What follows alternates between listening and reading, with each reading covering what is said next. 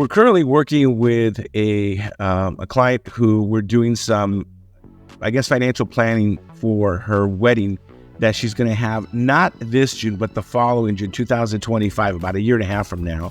And, one of my staff members is talking to me about that they're doing the budget for the wedding. It's going to be an expensive wedding.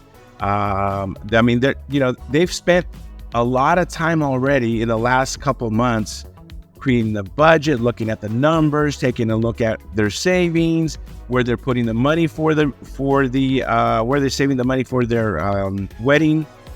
And one of the things that I think about every single time when I'm sitting down with clients that are planning a wedding that's 2 to 3 years out, is I ask them, how much time have you spent thinking about or talking about your future marriage, right?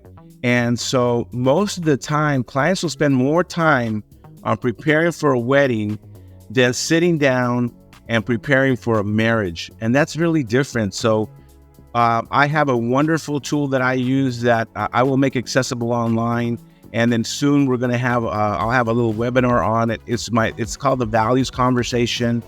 And it's a wonderful tool to have you and your partner go through it and see how your values align. And you could be very different people, even having the same values. And I'm going to walk you through that really important webinar. We're going to be doing it in the next 2 or 3 weeks. And so I ask you just go to the website at luisbarajas.com. We'll put a postal date out there when we'll start it, and then we can do sign up. I might even do a live webinar versus a tape webinar. Okay.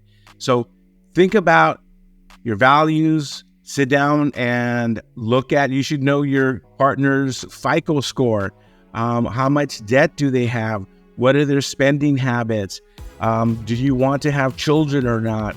If you do have children, are you from the same religion? Will you be raising them up with the same values or different religions? I mean, these are all important things that should be discussed prior to getting married. And again, so I spend a lot of time with clients on planning the wedding, but rarely have a lot of time to sit down and talk to them and think that, that's more of the therapy, more financial therapist kind of talk. And we don't really do that. But ask yourself, how much time are you actually spending on the marriage part?